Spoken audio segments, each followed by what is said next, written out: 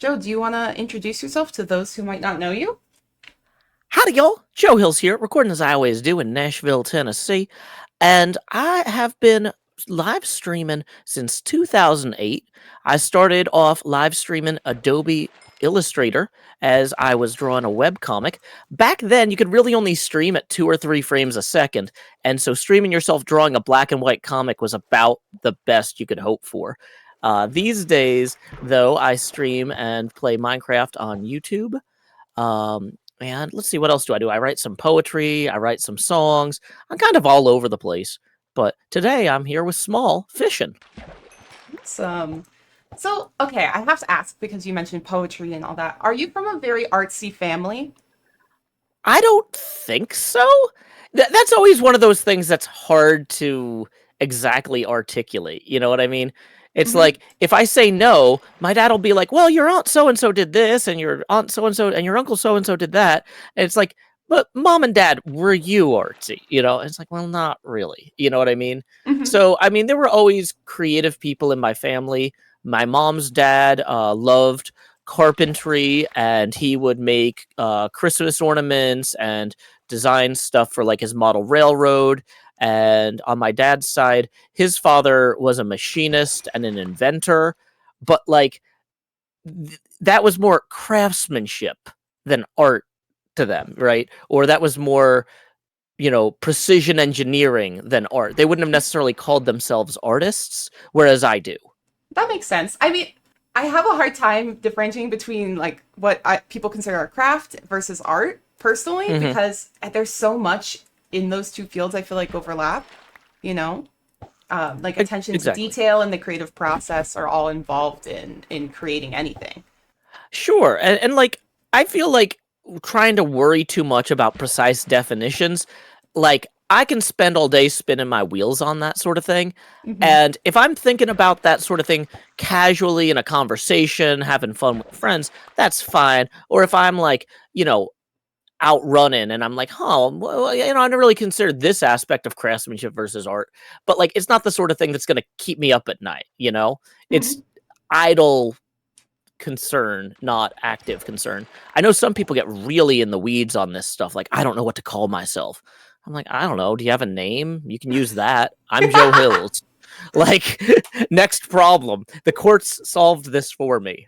You know, I've had to swear affidavits that I am indeed Joe Hills, and I don't want to go back on that now. I have so many questions, Sure. but I won't. So it's funny that we're having this conversation because one of the questions I have is I wanted to ask about your approach to content creation because I I don't. have heard you Oh, go say on. before that you consider yourself more of an artist than a content creator. And I Mhm. was curious as to why that is. Well, I used to work for ad agencies, and they created the term content creator to describe the stuff that goes between the ads. And as somebody who was already making art when this term was basically coined and started becoming popular, I was like, well, that's not really what I want to do. You know, YouTube wants to cultivate people to create things that go between ads. I'm an artist who happens to upload things to YouTube sometimes, but I'll go somewhere else if I have a problem with them. I'm not a YouTuber or a Twitcher or whatever they call themselves. I'm somebody who makes stuff and then happens to distribute my things on other people's networks, you know? Okay, gotcha. So do you like almost think that there's a negative connotation to the term content creator when people use it, or do you just see it as something that doesn't apply to you? I feel like it does have a negative connotation because the people in the ad industry don't really care Hmm. about the artistic value of the content, if you will. They care about the like analytical data of how addictive is this? How many people does this retain? Does this infuriate people to make them click or stay longer rather than does this create a thought provoking experience that improves lives? Does this give people a relaxing break from the stressors of their day to day troubles? You know, I want to make things that help people who are doing good work have the ability to just relax and chill at the end of the day. or something to listen to while they're doing that work to help make it a little bit easier, or something that might make somebody who wants to be creative and wants to be artistic but doesn't know how say, that doesn't look that hard. Joe Hills is doing it, and he's not using the best equipment or the most sophisticated techniques. He's just getting out there and getting it done. I want to make things that help people create a better experience for themselves and their families and their communities. And that's not the goals of the people who care about content creators. The people who care about content creators care about maximizing ad revenue. And that's not where I want to be. I feel like the wrong headspace to be in. So I don't talk about what I make as content. I might say, I recorded some good footage earlier, and I'm going to turn that footage into a show. But that's how you have to look at this thing, I think, if you really want to avoid getting trapped in kind of the analytics data-driven hell that is, basically grabbing souls and trying to extract money from them. So do you think maybe getting out of that sort of cycle of content creation, of focusing on analytics, is a matter of changing your perspective?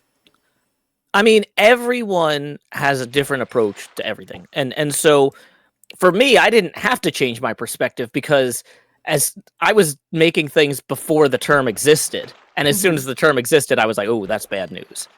Like, there was no, I need to shift away from this. I was already not on that trajectory. You know what I mean?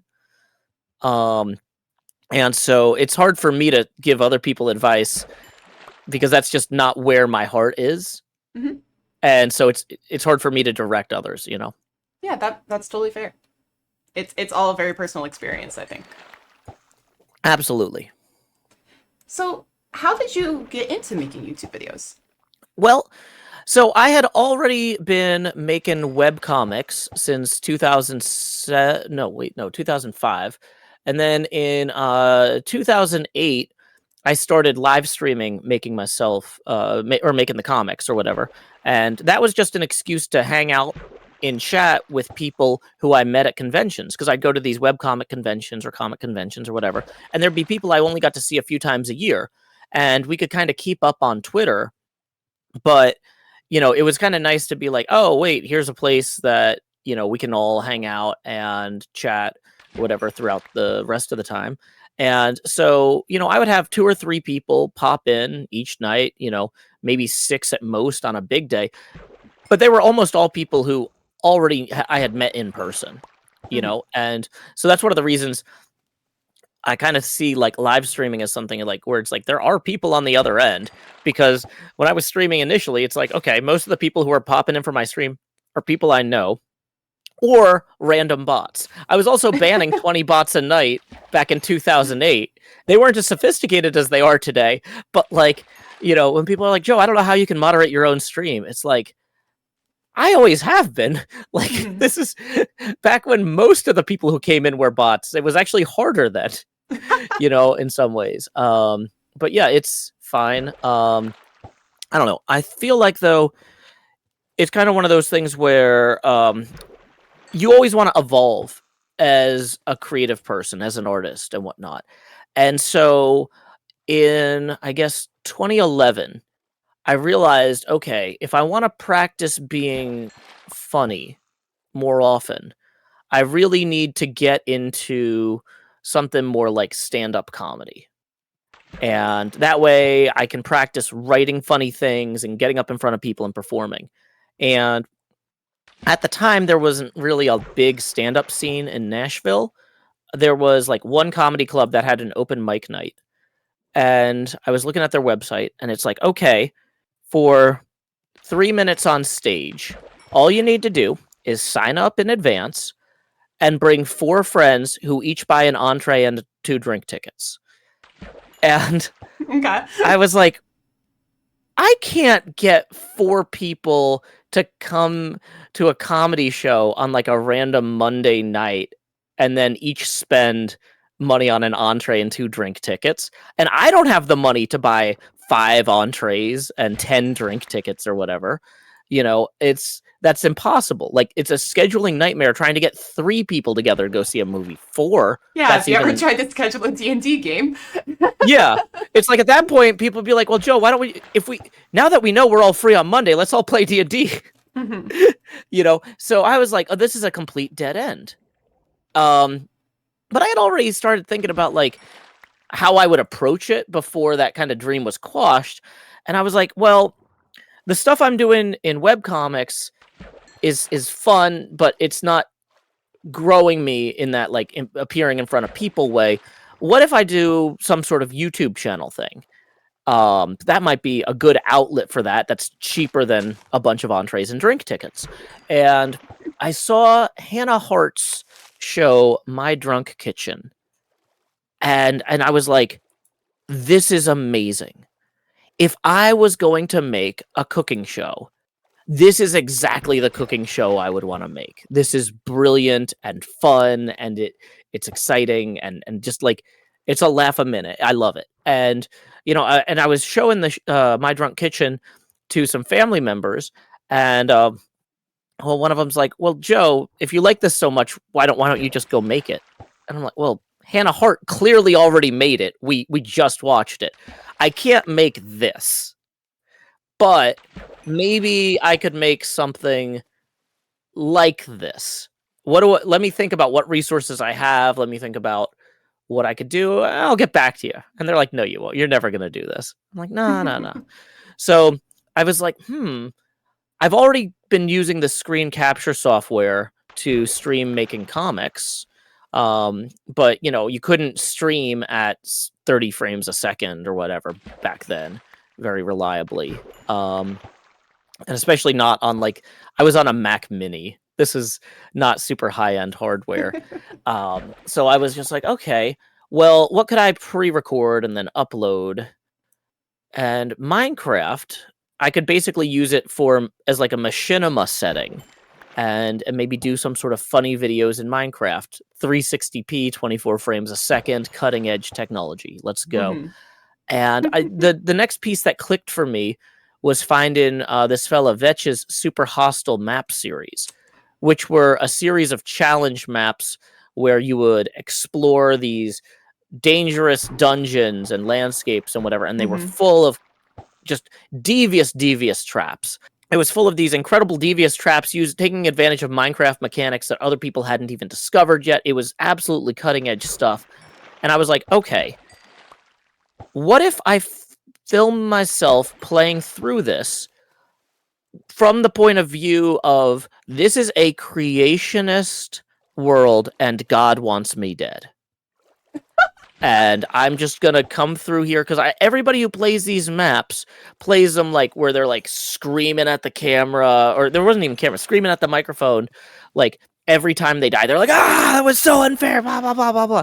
But I'm like, no, I'm gonna go into this and be just like, we didn't have Ted Lasso yet back then, Mhm. but basically it's just like, I'm gonna just have this undefeatable optimism and hubris. Like, you almost got me that time. I mean, you did kill me, but I'm still here. I'm coming back. Let's go. You know, like just that sort of thing, right?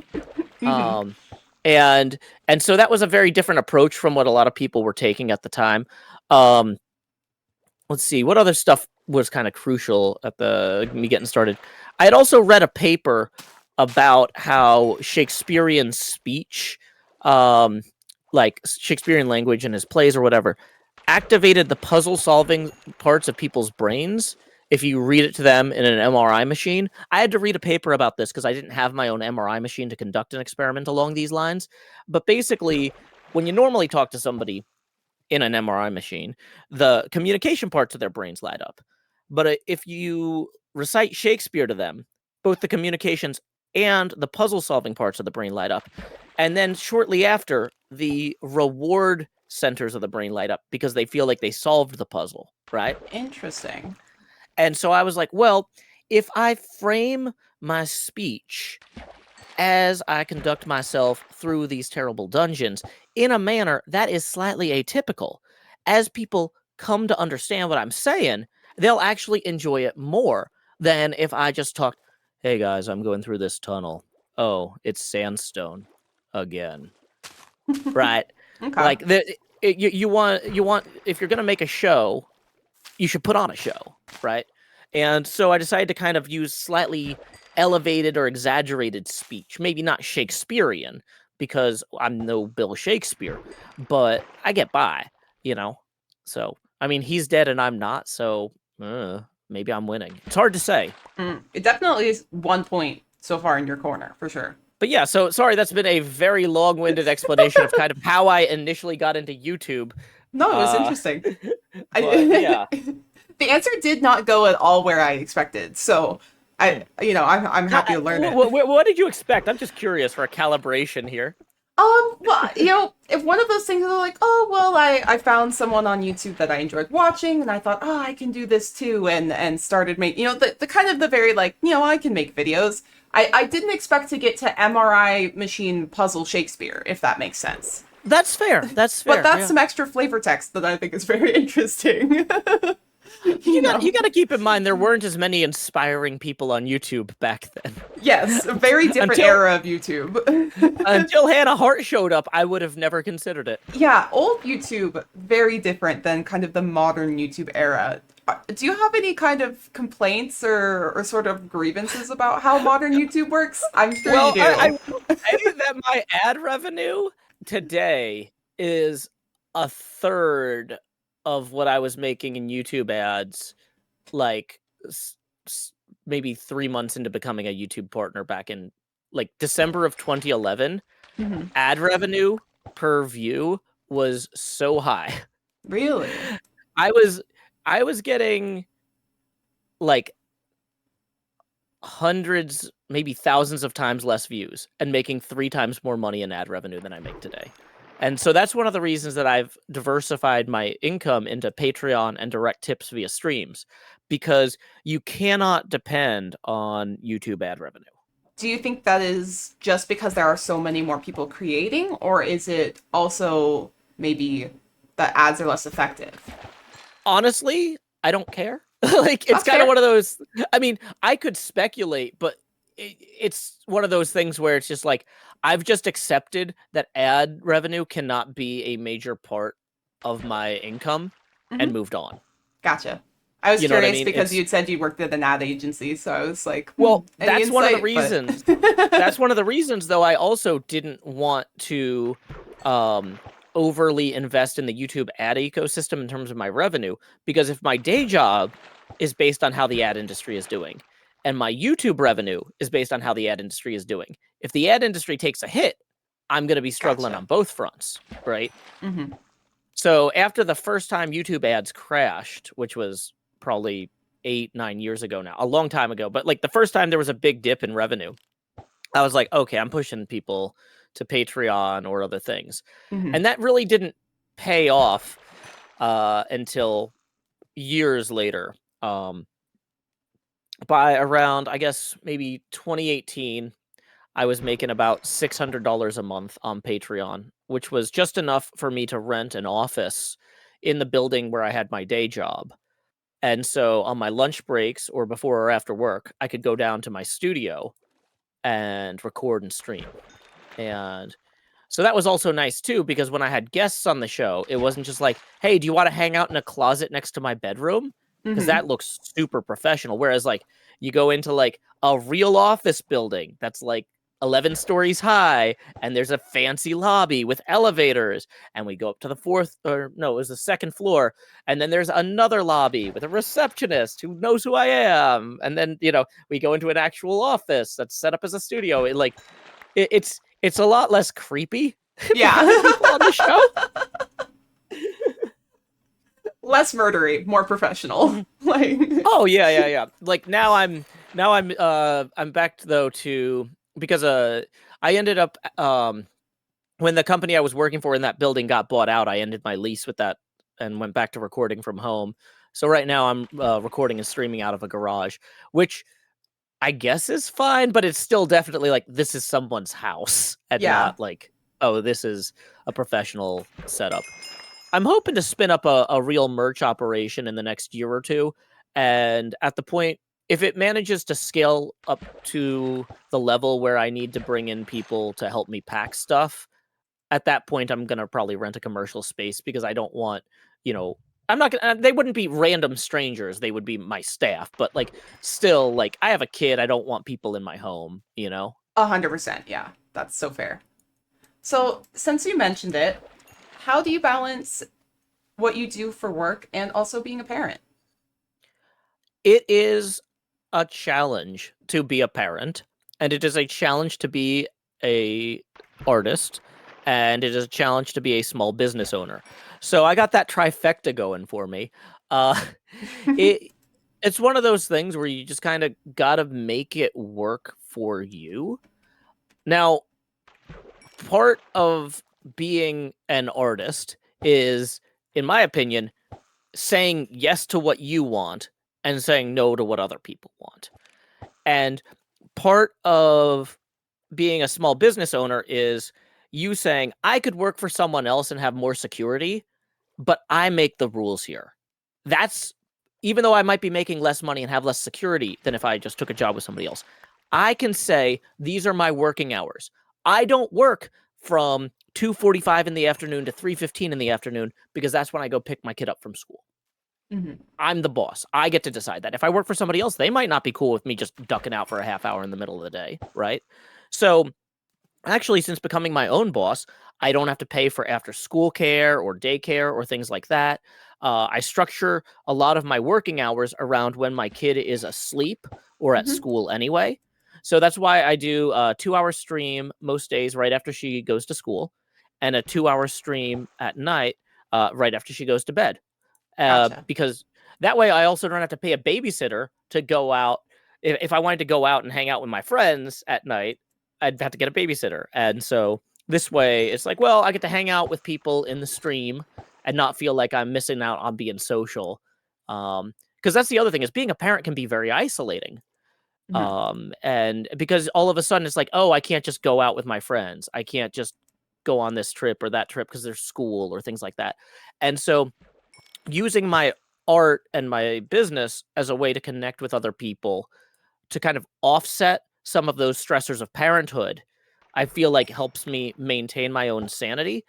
One of the temptations as a parent is like, you always want to go all in and give your kid everything you possibly can. But if you're not taking care of yourself, you're not setting a good example for that child who has to learn how to be an adult someday themselves, right?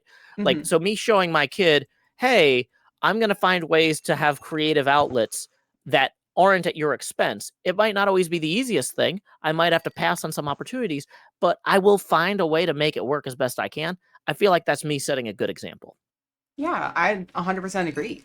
I think it's important to make sure that, you're teaching your kids like how to approach things from a very healthy perspective and not burning yourself out and prioritizing things that are important to them. Hmm. So it's your daughter, correct? Making Correct. sure I'm not missing that. Is she involved at all in your art, or mostly is she separate from everything? Not really. Like, for example, sometimes I might say at dinner, "Hey, I've got this video that's almost ready. Do you mind if we watch it so we can see if I messed up anything in the editing?" And she might say, "Well, that part was a little slow," or this, or there was a weird sound there, like, Hmm. but that's not, active labor. That's just more like, "Hey, let's watch this thing I made."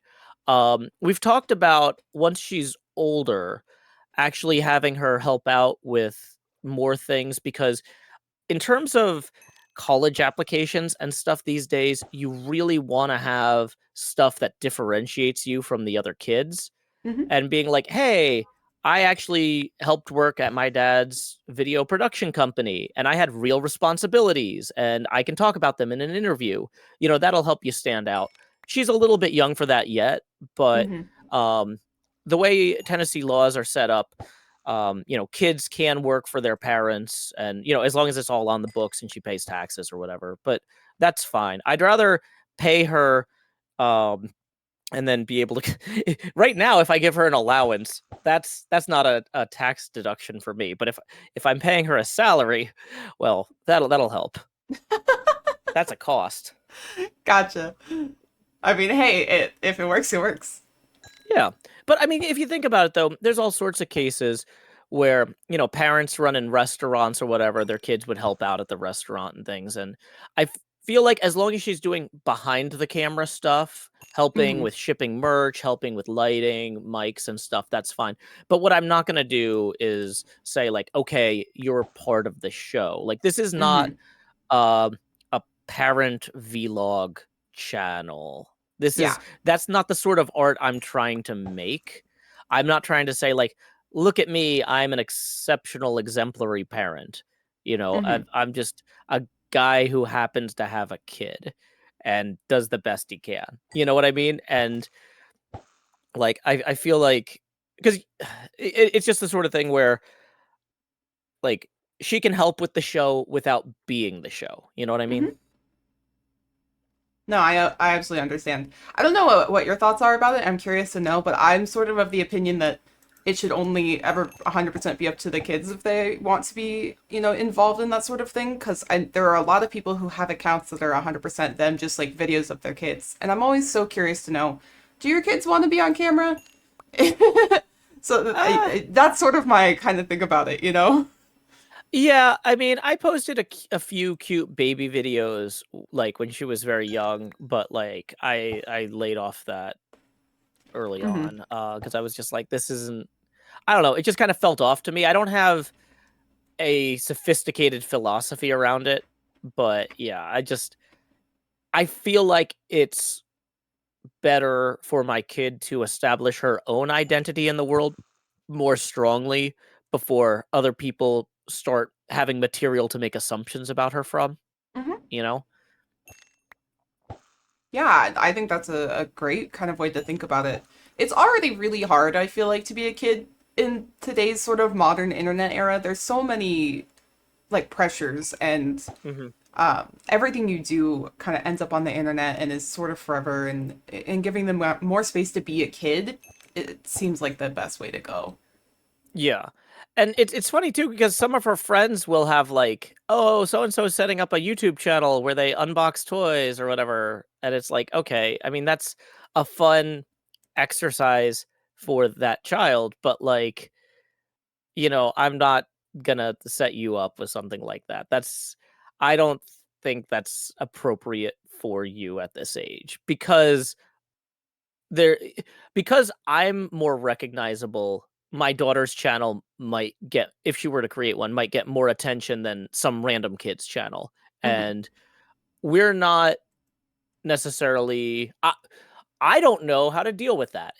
I'm not prepared to deal with that. I would have to become prepared to deal with that before I was okay with it. If my daughter came to me and was like, "Dad, I've got this idea. I really want to do this. Here's why." And we talked through it and it was sound. You know, I'm happy to figure out a way to make something work, but you know, that's I don't think we're likely to have that anytime soon. That's just not where her interests lie. I'm gonna change topics a little bit, and I Certainly. kind of want to talk about Minecraft. So Oh, I've heard of that. yeah, so have I, weirdly enough. I don't think I've ever seen it, but I've heard of it. So you started playing Minecraft quite early on into your YouTube career. Where did you kind of get introduced to Minecraft? Have you been playing it since it kind of was a thing? Did you play like the beta version? I was playing Minecraft back in alpha, I think. Oh So wow. whatever the update was where they added the Nether, it was called the Halloween update. That came out right when I started playing. And the way I got into Minecraft was I had been playing procedurally generated precursors to Minecraft since I was in middle school. I had been playing NetHack, which is this text. It's basically an ASCII art procedurally generated dungeon exploration game. It was based on the game Rogue. It was NetHack was arguably one of the first two roguelikes. Okay. And because it was like Rogue, but it wasn't Rogue. And so I have been playing NetHack forever. And you can because it's procedurally generated. And when you die, the dungeon is completely reset and it's completely random what it looks like. And so one of my friends had introduced me to Dwarf Fortress and was Okay. like, Joe, Dwarf Fortress, it's like NetHack, except instead of one guy exploring a dungeon, you are a bunch of dwarves building a dungeon. And I'm like, oh, well, that sounds cool. It's And super so then cool when until the Minecraft, cats overheat and then your dungeon or your dwarf fortress, everyone dies. basically, or until you know, accidentally drill into hell. That happens Yep. too.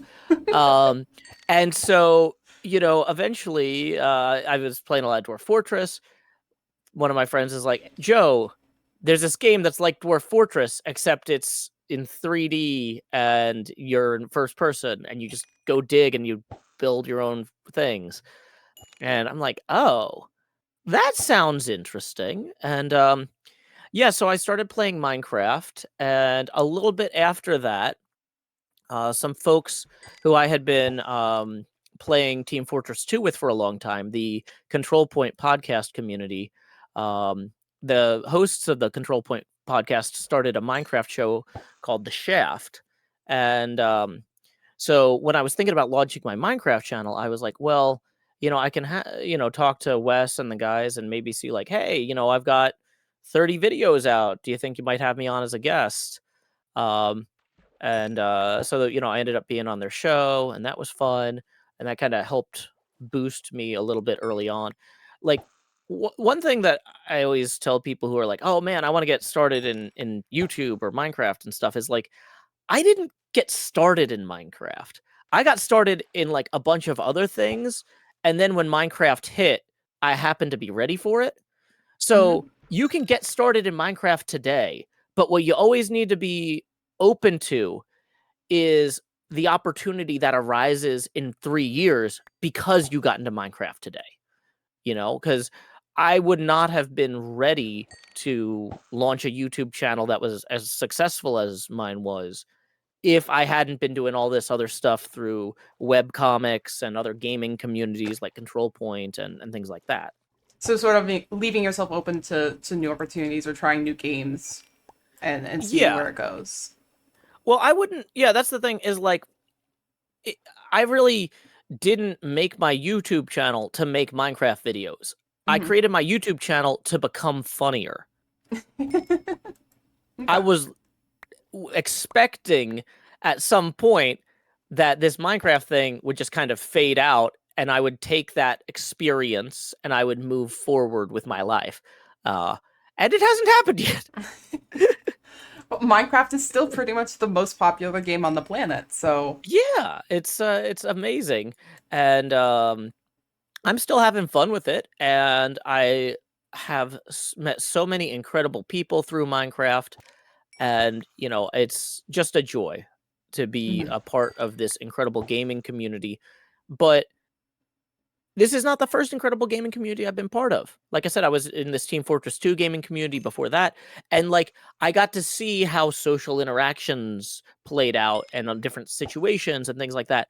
So like I was better prepared to be a good community member and also to like help moderate and adjudicate disputes and things because of the roles I had had in other communities before this one, you know? So like I said, it's just everything's a journey, I guess, to me. And so some people are like, well, what if Minecraft declines? What are you going to do? Whatever makes sense at the time. That's what I've Mhm. been doing this whole time. I'm really good at doing whatever makes sense at the time. So, whatever.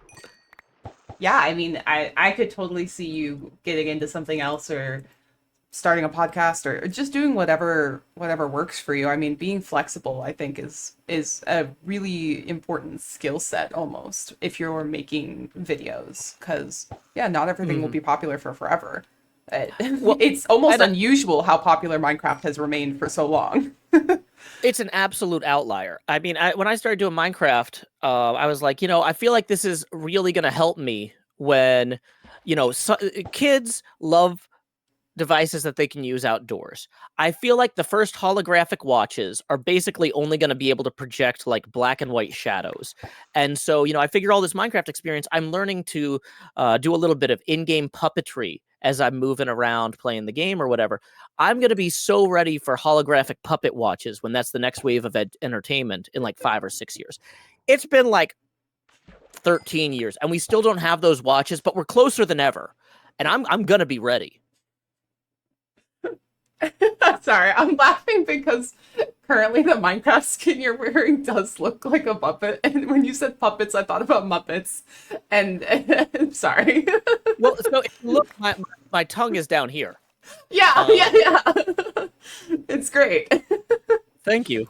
Yeah, I really, and I've been trying to encourage other people who play games like Minecraft to think of themselves as sculptors, think of themselves as circuit designers, think of themselves as puppeteers.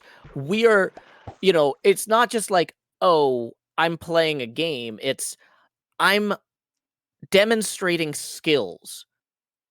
And the question is, how do you demonstrate those skills in an exciting and engaging and a fun way that makes people excited and encouraged and makes them say, yeah, that was pretty good, you know? Hmm. And so, yeah, I set up this skin partially to encourage myself to get in that like puppeting, emoting kind of mindset where it's like, I'm not just running a camera when I'm recording, I'm puppeting the character, in game. Hmm. Yes. So would you say that in terms of the version of you present kind of to the world is very much a character that you're playing? Not exactly. Because like I said, when I was first looking at making Minecraft videos, I saw these super hostile. There were a few people who played the super hostile maps, and they would scream at the game, and they get really mad and stuff. And I was like, I can tell they're kind of hamming it up, but I was like, I'm not a professionally trained actor, and I don't have the discipline for something I do in a show to not bleed into my day to day interactions, right? So that was part of why I said I'm going to come at this with an aggressively optimistic and cheerful and patient, like, you might have got me that time, but I'm coming back, that sort of thing, you know?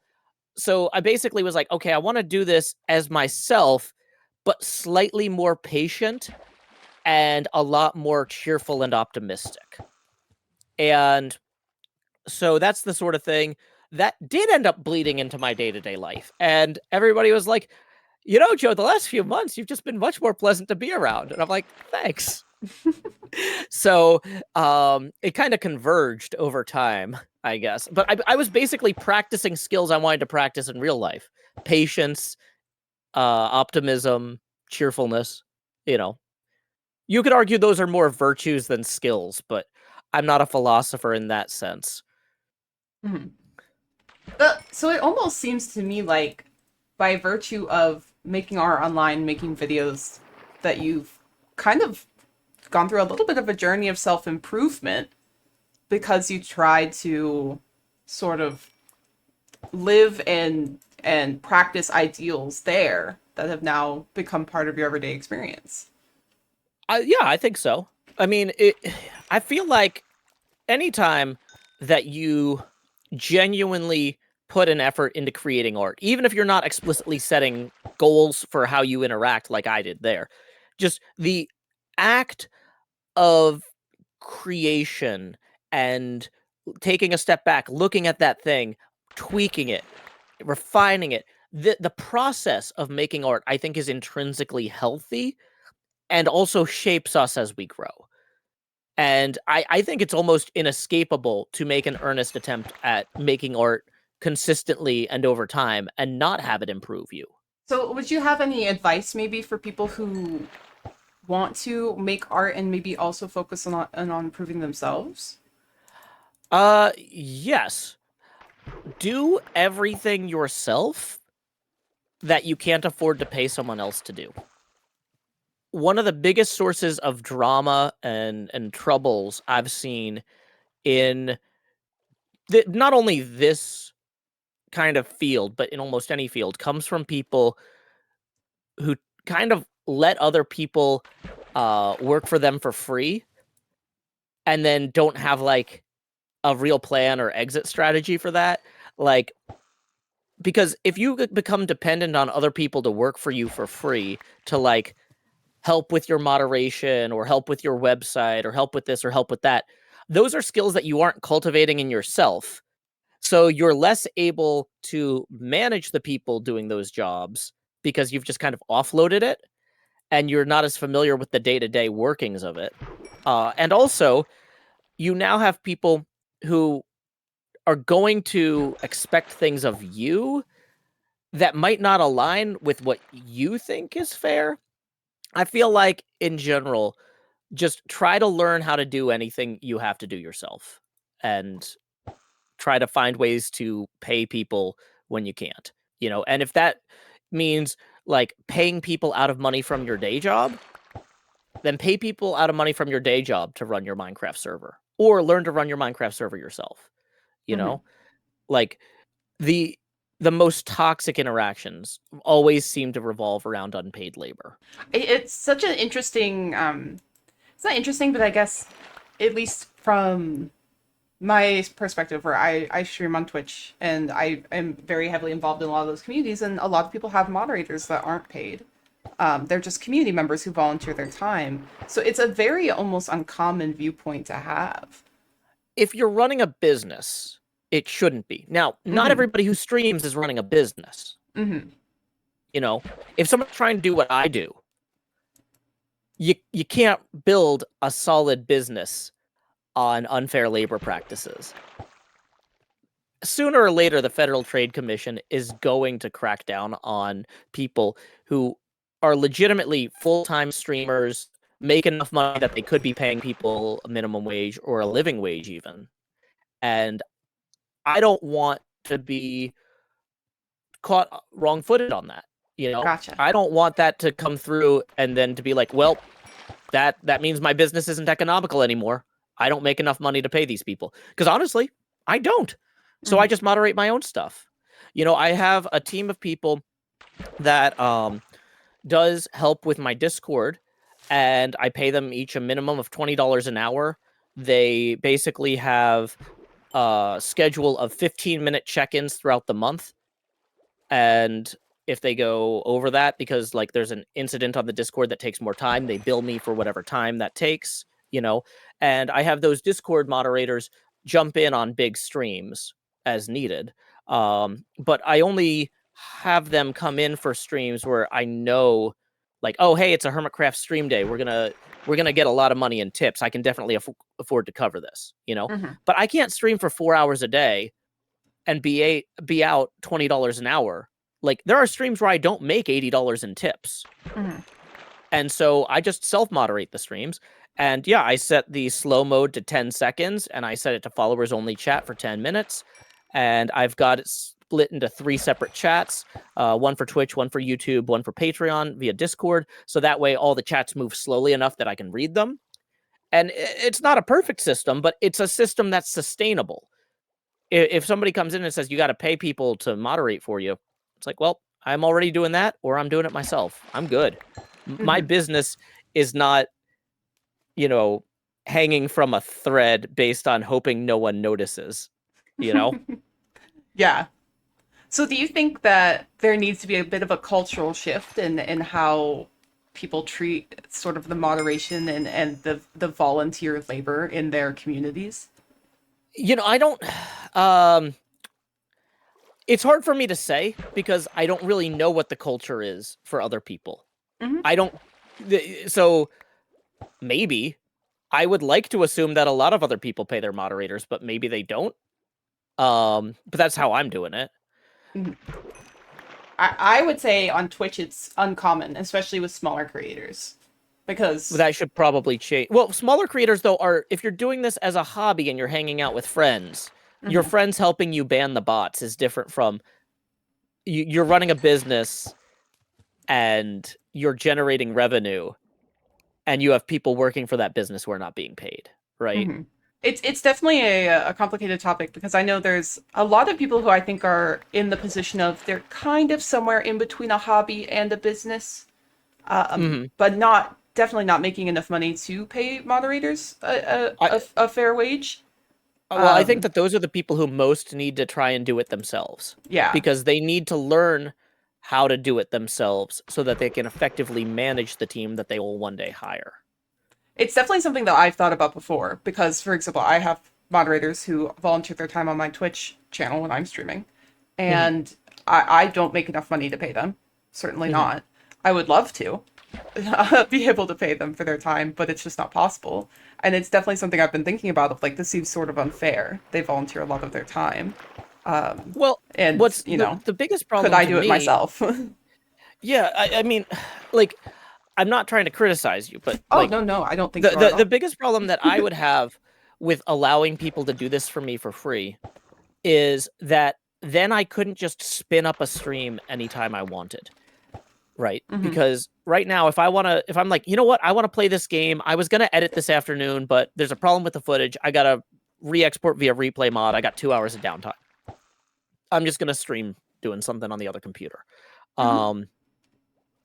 Like, I could just start a stream and I don't have a bunch of people scrambling and being like, oh no, Joe's streaming. He doesn't have any moderators. I need to drop what I'm doing to go moderate this random unscheduled stream, right? Yeah. Like, people reshuffling their lives around me and my, like, once again, I became my own boss and I'm a self-employed artist so that I can indulge my whimsy. I can just do what I want. And it's not okay for me to do that at the expense of others. You know what I mean? And so that it's kind of one of those things where too, it kind of depends on what the impact you're having on the lives of the people is, kind of where you need to look at that, I guess. Yeah. I don't know. But yeah, it's not an easy jump to make, but I will say most of the people that are on my moderation team on the Discord happen to be in my streams all the time, but they only have their mod powers when they're clocked in. So that way nobody has to worry about, oh, I accidentally clicked the wrong button, like, or whatever. Like, they can hang out and enjoy the stream and not have to stress about, oh, I need to watch the chat while I go get a drink. Let me load it up on the iPad so I can carry it to the kitchen. Like, yeah, it's fine. I've got it. I want them to enjoy being part of the community when they're not clocked in.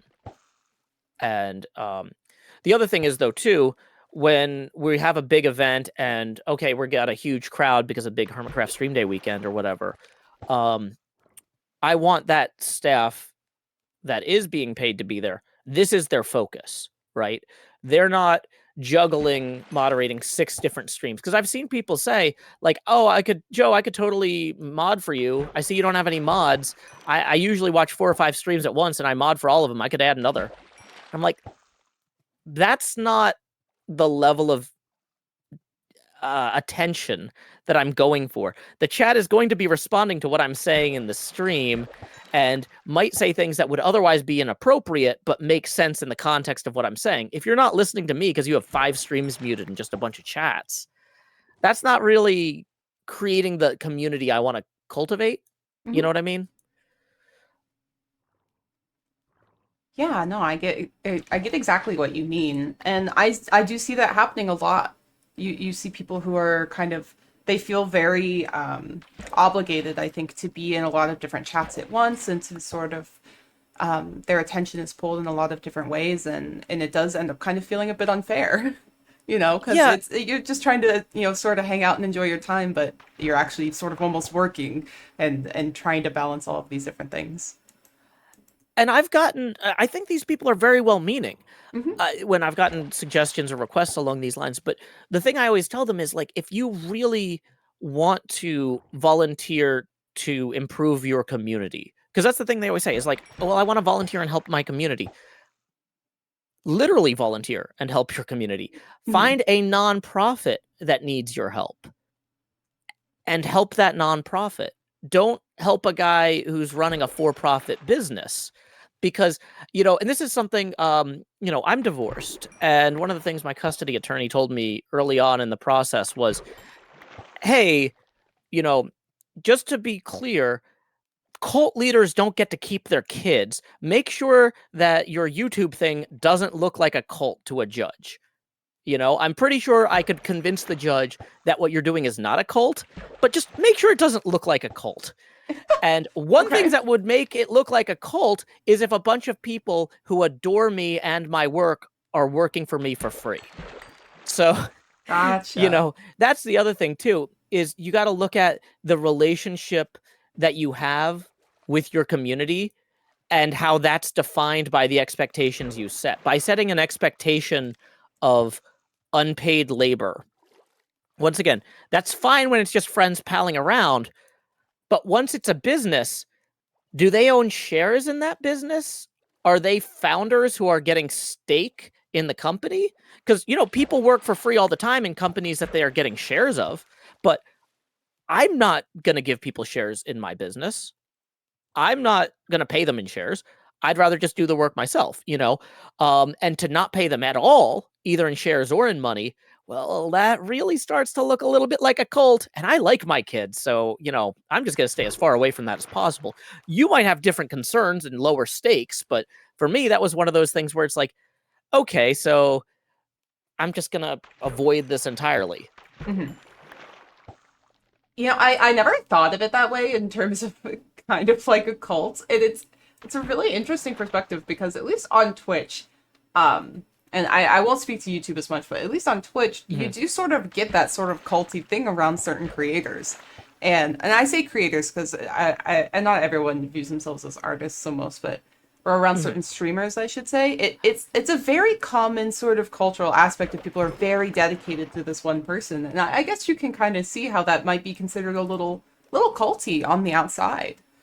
I think if I rolled up today to some of the places I hang out, I might be like, and pretending that I had never found Twitch, I'd be like, huh, okay, interesting. You know what I mean?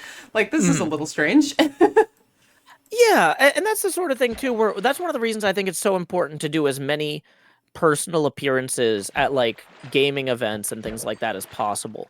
I feel like it's important for people to get to see that like I'm just this guy who happens to make stuff that people find enjoyable.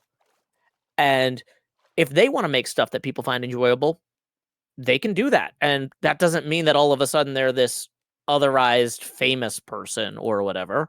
Like it used to be if you wanted to buy groceries, you go to the local grocer and the guy who owns the place, his family who works there, the other kids that they hired to bag the groceries. Because, you know, and so the idea of knowing the people who provide your food might be lost to us.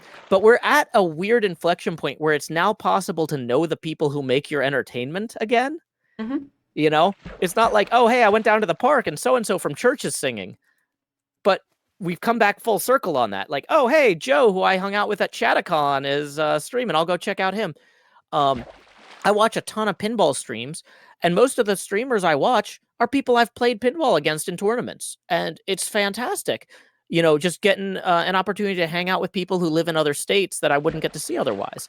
And I'm a big fan of using streaming as a way to facilitate human connection rather than as a way to create cults of personality.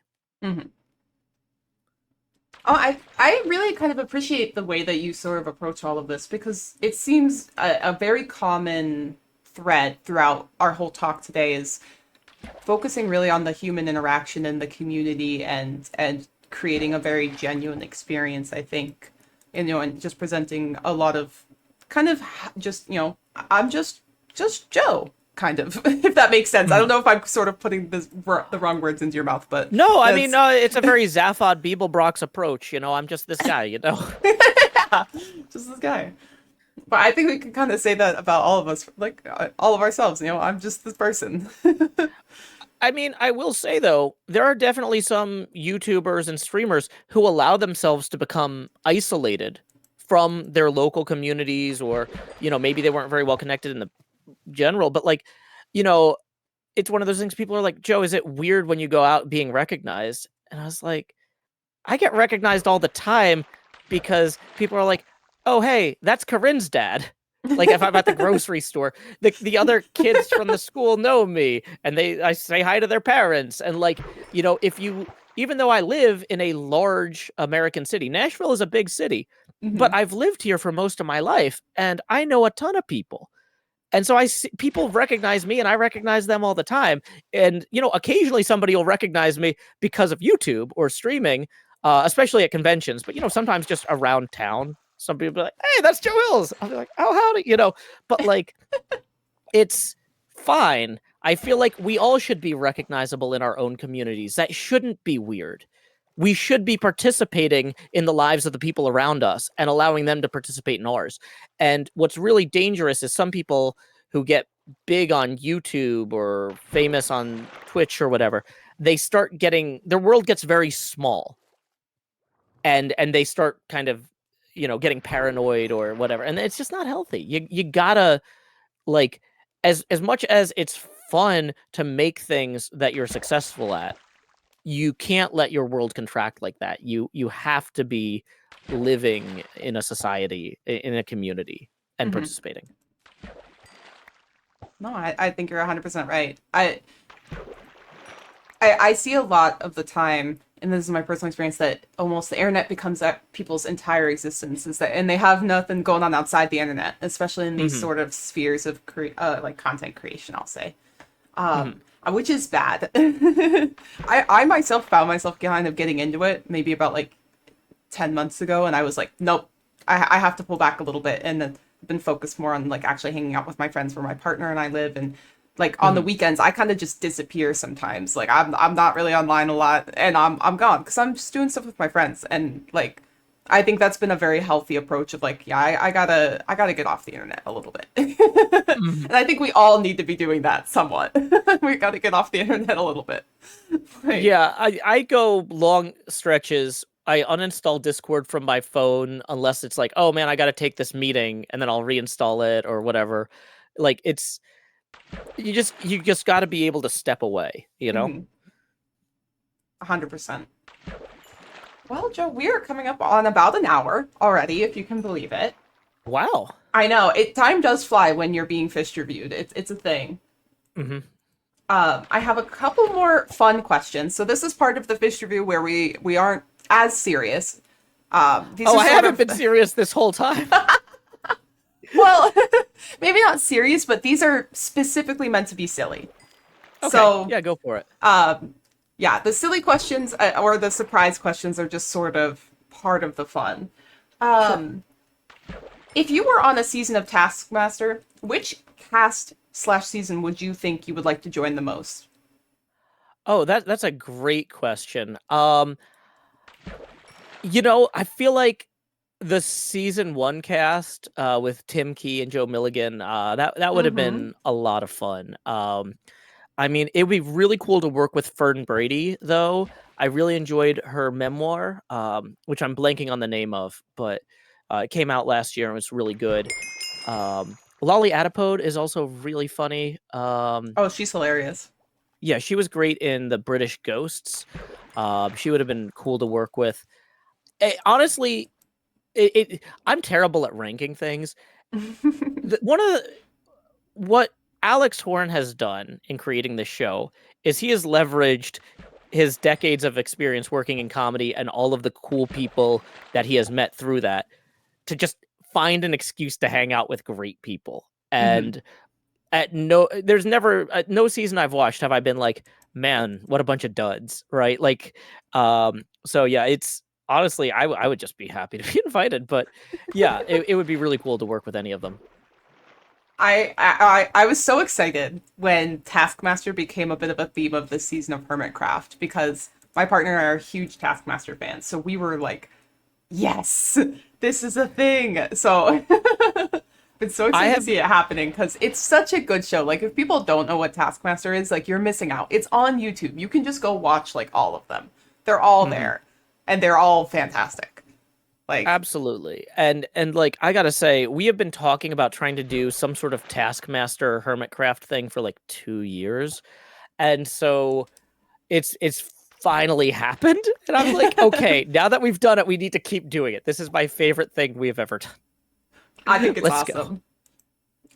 If I had to pick a season, I would desperately want to be on the season with Rod Gilbert and James Acaster because Rod Gilbert's amazing. oh, Yeah. he's so funny. And I personally, James Acaster is probably one of my favorite comedians. He's so funny in such an unusual way. Hmm. And I would just love to be like just sitting there watching those two interact because they were hilarious that whole season. Oh, absolutely. And it would just be fantastic. So to continue the Taskmaster theme a little bit, if you had to design a Taskmaster task, what would it be? Boy, I'm actually working on this right All right, now. let's go. Um, so I don't want to give away a specific task because we're, I'm hoping to I run see. or help run a Taskmaster game in an upcoming Hermitcraft episode. Not that the Hermits are guaranteed to watch this, but they might. But I will say one of my approaches, as I've been trying to, I want to have tasks that are interesting, but also might I don't want to just do the same things that Alex Horn did, right? Mhm. So I was like, okay, if I'm gonna rip off somebody and it's not gonna be Alex Horn, where can I go to for inspiration? And so part of my process right now is I've decided to go and find every part of the Bible where God told someone what to do, Okay. and then look at other religious texts from other religions and make a list of every time God told someone to do something. Because, like, there's all sorts of weird, random instructions that people are given in Bible stories and in religious texts. And I'm like, you know what? I'm going to look at all these and I'm going to see if any of them would be amusing if adapted to Minecraft. Because Okay. if you're going to go for classically inspired, ideally you want to go back 2,000-3,000 years if you can, maybe 4. I like it. I it would be really interesting to see how they could be adapted because I I'm not don't I'm not going to say that I'm someone who's extremely familiar with religious texts in general, but from what I Sure. remember from the Sunday schooling I did receive, I could see how insane it would get very quickly. Yeah, Like, and I'm not gonna, there's probably I'm expecting to end up with a list of about 30 or 40 of these, and then I'm gonna pick a handful that mhm. are viable. They're not all gonna be viable. Oh, for sure. But some of them I think would be great. Mhm. What I enjoy particularly about Taskmaster from having watched basically every single episode more than once is Sure. that nobody approaches any of the tasks in the same way really. Mhm. And I think it's a very telling sort of event or instance, like the way people approach these tasks tells you a lot about how that person thinks. And it's really Absolutely. entertaining to see how their brains kind of work or how they approach problems. Mhm. And that's part of the challenge of designing the tasks is you need them to have open-ended enough solutions Hmm. that people can come at them from different angles. And yeah, so I'm actually in the process also. I need to get copies of Alex Horn's 2 Taskmaster at home books Okay. and run through as many of those tasks as I can and kind of see what works and what doesn't. And so I'm looking forward to doing that. Oh, I'm 100% looking forward to it. I hope that this sort of ambiguous taskmaster thing that you're working on comes to fruition. I think it'll be really cool. I will say, like, don't expect it next week No, because I know. Don't scheduling worry. Don't 7 worry. hermits at the same time is a huge challenge. Yeah. Oh, especially with everybody's kind of on different time zones. I can only imagine. Oh, absolutely. That's one of the biggest challenges. Like people are always like, Joe, why don't you do more stuff with ZF? And it's like because ZF does all of his recording between like 4 a.m. and 6 a.m. my time, Hmm. and you know, I got to get my kid to school, so it's like I could theoretically wake up at 4 a.m., but I'm gonna be really dragging when it's time to get her to school. Yeah, exactly. You have real life responsibilities that take precedent. So, Exactly. Yeah. mhm. All right. Well, we are yeah, well over an hour. I have the unfortunate bad habit of unless somebody yells at me or I yell at myself, I'll just keep talking at you. Oh, that's So, fine. It's your show. and you're the guest. But yeah, thank you so much for joining me for a fish review. I hope you had fun. Oh Um, yeah, this was great. awesome. Well, before we head out, Joe, where can everybody find you out on the internet? Sure. Tumblr.com/JoeHills is my Tumblr. JoeHills.net is my website. You can see my streams live at joehills.net/live, at twitch.tv/JoeHills, and at youtube.com/JoeHillsTSD. Team Snow Day is a comedy group that me and my friends did some role playing game development on like a long time ago, and it ended up in my YouTube channel name. Interesting. Okay. Well, thank you so much. I really appreciate you taking the time to join me today, and um, yeah, again, thank you so much. Thanks for having me. Yeah, absolutely. All right, bye. Bye.